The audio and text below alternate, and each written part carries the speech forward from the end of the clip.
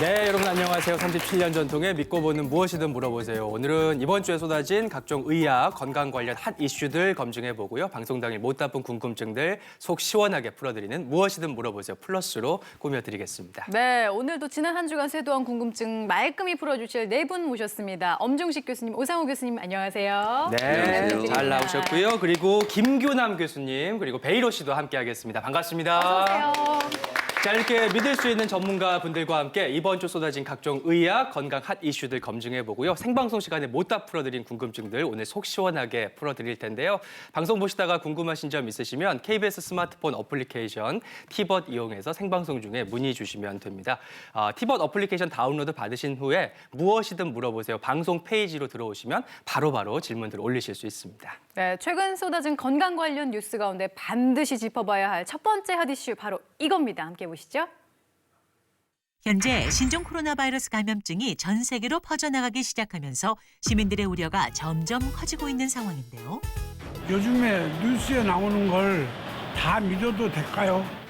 인터넷에는 신종 코로나 바이러스 감염증에 대한 각종 논란들이 쏟아져 나오고 있는 가운데 그중 확실하지 않은 내용들도 많다고 합니다. 신종 코로나 바이러스 백신 개발이 초읽기에 들어갔다. 에이즈 치료제가 신종 코로나 바이러스 치료의 대안으로 떠오르고 있다. 그리고 또 하나, 중국에서 들어오는 택배와 짐들까지 바이러스에 노출돼 위험하다는 부정적인 의견까지. 과연 신종 코로나 바이러스에 관한 이야기들 무엇이 맞고 무엇이 틀린 걸까요? 지금 알아봅니다. 정말 이번 주에도 지속된 신종 코로나 바이러스 여파로 각종 기사들이 쏟아져 나왔는데요. 어떤 것이 옳은 것이고 어떤 것이 그른 것인지 팩트체크 들어가도록 하겠습니다. 저희가 일목요연하게 차트로 준비해봤는데요. 첫 번째 포인트 바로 이겁니다. 확진자가 다녔던 동선을 공개했는데 이곳은 가면은 위험하다. 요거 엄 교수님 위험할까요? 뭐 결론적으로 위험하지 않습니다. 왜냐하면 이미 방역 당국이 이 확진자들이 이동한 동선 과정에서 어느 지역을 얼마나 머물렀고 또 어떤 사람들과 접촉했는지를 역학조사라는 과정을 통해서 확실히 파악을 한 다음에 이 이동 동선을 발표하고 있습니다. 그리고 이 이동 동선에서 노출된 공간들에 대해서는 방역 소독을 마쳤기 때문에 오히려 안전한 공간이라고 볼 수가 있겠고요. 그다음 이 확진된 분들이 이 돌아다닌 그 이동 동선에 있는 공간들과 또 확진 기간 사이를 보면은 보통 한 2, 3일이 지나 있습니다. 근데 이 코로나 바이러스는 기본적으로 아무리 이 환경에서 많이 살아 있어도 2, 3일을 견디지 못합니다. 그러니까 사실은 이미 사멸됐을 가능성이 많은 곳을 여기다 방역 소독까지 하기 때문에 절대 걱정하실 필요가 없습니다. 그러면요, 교수님. 네. 확진자 동선을 왜 알려주는 거예요? 결국은 이 확진자들이 어디에 있었느냐에 따라서 밀접 접촉자들을 가려내는 과정이 필요한데 이 과정에서 역학조사를 열심히 하지만 빠지는 분들이 있을 수 있습니다. 그러니까 이 이동 동선에 같은 시간대 같은 공간에 계셨던 분들은 이 동선을 확인하고 혹시 내가 노출되지 않았을지를 좀 고민해 보시고 만약 그럴 가능성이 있다고 생각하면 방역 당국에 연락을 취하셔서 관리를 받으실 필요가 있습니다. 네. 그러니까 동선을 공개하는 게 거기 가지 말라는 의미가 아니라 혹시나 내가 며칠 전에 거기를 방문하고 나서 발열이나 의심 또 증상이 있다면은 혹시나 의심해 보시라는 그런 의미가 더 강하다고 하십니다. 계속해서 신종 코로나 바이러스 기사에 대한 팩트 체크 두 번째로 한번 넘어가 볼게요. 두 번째는 바로 이런 부분인데요. 길고양이, 비둘기가 신종 코로나 바이러스를 옮길 수 있다. 근데 신종이 코로나 바이러스가 야생동물에서 비롯됐다고 그러잖아요. 그래서 그 얘기를 듣고 난 다음에는 우리가 길을 가다가 뭐 길고양이라든지 비둘기를 보면은 그냥 찜찜하고 이거 피해야 되나 안 피해야 되나 그런데 지금 전에 말씀하시는 거 보니까 피하지 않아도 된다고 말씀하시는데 그래도 좀 걱정스럽긴 하거든요. 괜찮나요?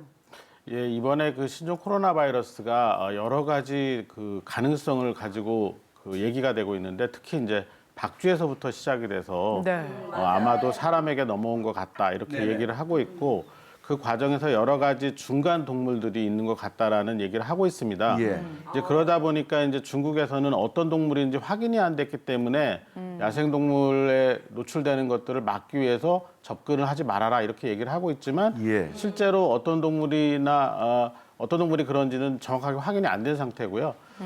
우리나라에도 여러 야생동물들 중에 일부는 코로나 바이러스를 갖고 있는 동물들이 있습니다. 그렇지만 이 코로나 바이러스는 지금 문제가 되고 있는 신종 코로나 바이러스가 아니고요.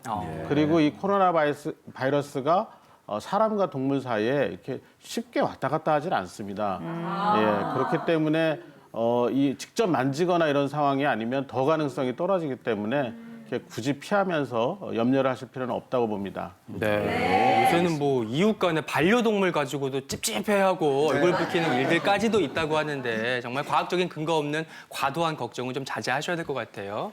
자, 다음 보겠습니다.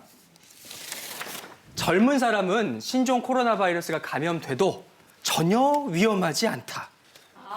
젊은 사람이라고 장사 있을까요? 예. 장사가 없죠. 당연히 그럴 수는 없죠. 왜냐하면 이제 나이 드신 어르신들께서는 상대적으로 면역력 자체가 나이가 들면서 노화 과정을 겪기 때문에 이게 힘들 수 있고 사망 위험도 높지만은 젊은 분들은 상대적으로 낮을 수는 있습니다만은 전혀 없다고는 할 수 없습니다. 오히려 염증 반응이 강하게 진행되고 또 그 젊은 분들이 어르신들보다 더 많은 일을 하고 있지 않습니까? 그 무리해서 일하고 또 밤잠 안 자고 일하고 이랬을 때 이 치료 적기를 놓쳐서 오히려 사망의 위험도 높아질 수 있으니까 젊은 분들도 같이 주의하셔야 됩니다. 네, 젊다고 안심하시지 마시고 젊은 분들이나 어떤 분들이든지 모두 조심하시는 게 첫 번째일 것 같습니다.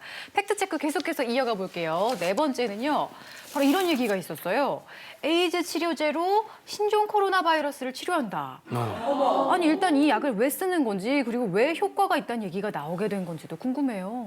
네, 그 조금 어려운 얘기인데 이제 바이러스는 구조상 DNA 바이러스하고 RNA 바이러스라는 걸로 나뉘어집니다. 근데 이제 이 신종 코로나 바이러스는 RNA 바이러스고요. 이 바이러스가 자기를 막 복제해가지고 증식을 해야지만 다른 사람한테 감염이 일어나게 되는데 이 복제 과정에서 단백 분해 효소라는 게 필요합니다. 근데 이 단백 분해 효소를 억제하면은 바이러스가 증식하기가 어려운 거죠.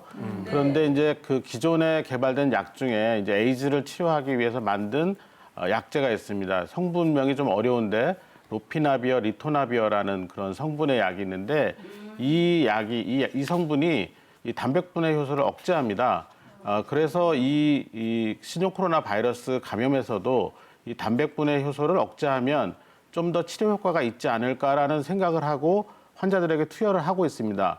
그런데 아직까지 일부 중증으로 진행하는 것을 좀 막는 효과가 있는 것 같다라는 이론도 있고 또 완전히 이 효과를 보기는 어렵다라는 그 의견들이 좀 엇갈리고 있어서 실제 치료 효과는 조금 더 지켜봐야 되겠습니다.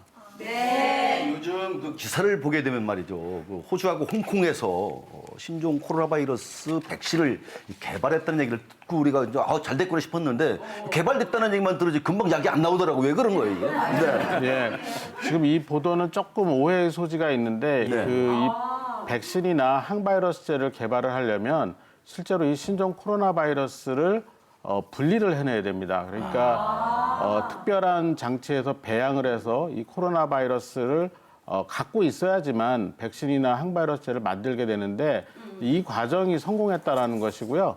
우리나라도 이틀 전 이 얘기를 들어보면 우리나라 환자에서 확인된 이 코로나 바이러스를 배양에 성공을 한 상황입니다. 그러니까 백신이나 항바이러스제를 만드는 아주 기본적인 재료를 확보한 상태죠. 그렇지만 백신을 만들고 항바이러스를 만드는 거는 굉장히 어려운 기술들이 요구가 되고 그러다 보니까 통상적으로 많게는 한 5년에서 10년 정도 필요할 수가 있습니다. 그런데 이게 더 어려운 게 아까 제가 코로나 바이러스가 RNA 바이러스로 말씀드렸지 않습니까? 에이즈 바이러스나 C형 간염 바이러스도 이 RNA 바이러스인데 이게 벌써 30-40년 됐는데도 백신 개발 못하고 있거든요. 그러니까 이 신종 코로나 바이러스도 백신 개발에 박차를 좀 가야 되겠지만 이번 유행 기간 동안에 단기간에 개발이 돼서 적용되기는 좀 어려울 거라고 생각을 하고 있습니다. 네.